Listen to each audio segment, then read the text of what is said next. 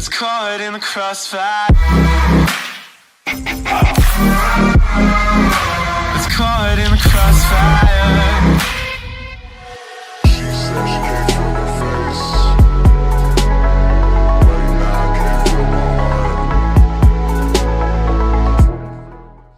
Assalamualaikum warahmatullahi wabarakatuh. Perkenalkan, nama saya Muhammad Yusuf Saputra. Saya dari Sekolah Tinggi Ilmu Ekonomi Makassar Maju. Baik, kali ini saya akan mempresentasikan rangkuman materi yang berjudul Etika Bisnis dalam Manajemen Sumber Daya Manusia. Baik, saya akan masuk ke materinya.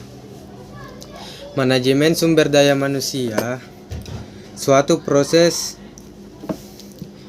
menangani berbagai masalah pada ruang lingkup karyawan, pegawai, buruh, manajer, dan tenaga kerja lainnya untuk mendapat menunjang aktivitas organisasi atau perusahaan demi mencapai tujuan yang telah ditentukan.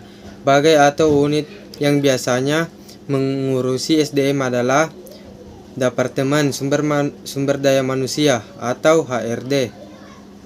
Fungsi operasional MSDM, fungsi pengadaan, fungsi pengembangan, fungsi kompensasi, fungsi pengintegrasian, fungsi pemeliharaan. Tahap implementasi MSDM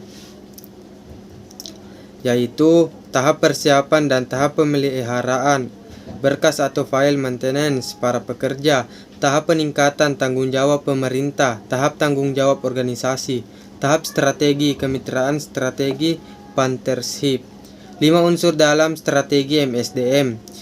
Yang pertama, filsafat MSDM. Yang kedua, kebijaksanaan MSDM. Yang ketiga, proses MSDM. Yang keempat, program-program MSDM. Yang kelima, pelaksanaan MSDM.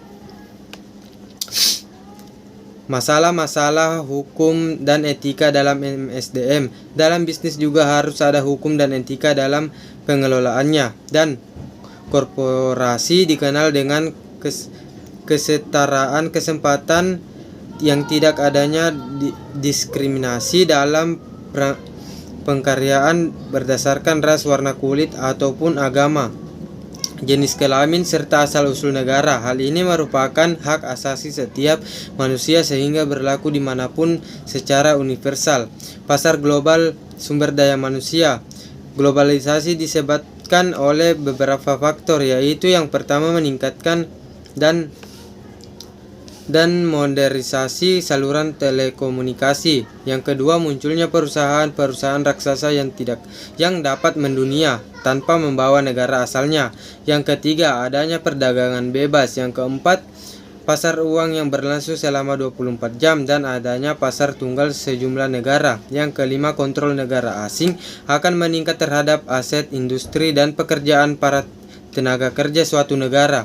Yang keenam, munculnya standar dunia dan perubahan peraturan global mengenai perdagangan atau trade commerce, keuangan, produk, dan pelayanan. Masalah SDM negara terhadap globalisasi diantaranya adalah lesunya dunia usaha akibat krisis ekonomi yang berkepanjangan sampai saat ini mengakibatkan rendahnya kesempatan kerja, terutama bagi lulusan perguruan tinggi terus meningkat.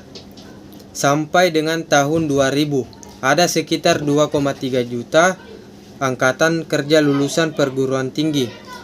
Baiklah, itulah tadi materi yang saya sampaikan. Baik dan kurangnya mohon dimaafkan.